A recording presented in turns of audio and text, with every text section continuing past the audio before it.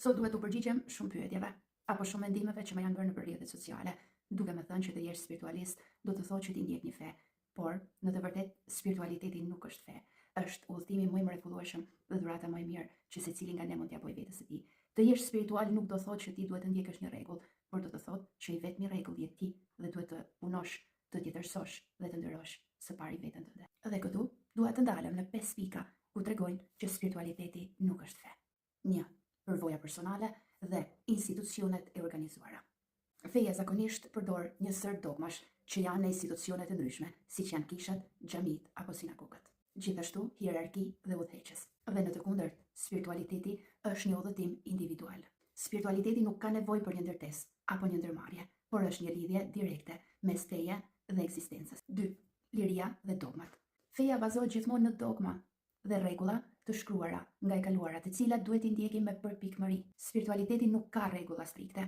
Spiritualiteti të ofron që ti të pyesësh, të eksplorosh dhe të zgjedhësh atë që rezonon me shpirtin tënd dhe veten tënde.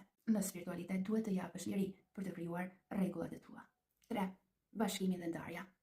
Historikisht fetë kanë krijuar ndarje, që një fe e caktuar është më e mira apo tjetra është më e mira.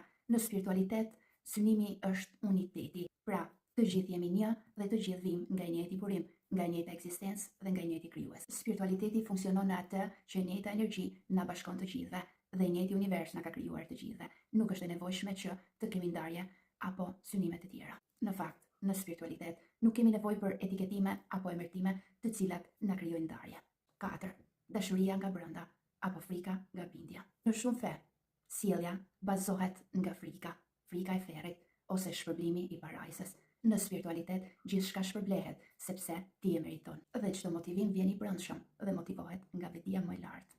Veprimet e mira vijnë si rezultat i dashurisë tonë të brendshme, por jo si nevojë që dikush po na veshkon apo po na gjykon. Dhe 5.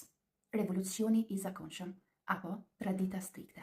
Fetë zakonisht tentojnë që të mos ndryshojnë disa rregulla që janë strikte për shekuj me radhë, ndërsa spiritualiteti është dinamik. Spiritualiteti ndryshon dhe evolon bashkë me ty. Pra në spiritualitet, ti mund të mësosh nga filozofia, nga shkenca, nga fe të ndryshme, por duke dashur dhe duke synuar veten tënde dhe më të mirën e botës. Dhe në fund, duke respektuar dhe duke patur gjithmonë botë kuptimin tënd, edhe pse për disa mund të jetë ndryshe.